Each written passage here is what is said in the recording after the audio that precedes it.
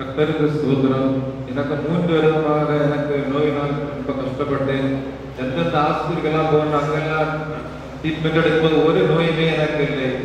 நிறைய இடத்துல போய் பிரேயர்லாம் பண்ணேன், ஒன்றும் இல்லை. பாஸ்டர் ஜெபம் பண்ணி முன்பிள்ளை பேசினேன். அப்போ அவருக்கு ஒன்றுமே இல்லை, கட்டுகள் இருக்கிறேன்னு சொன்னாங்க. நான் அந்த ப்ரேயர் பண்ணி நான் சொன்னேன்.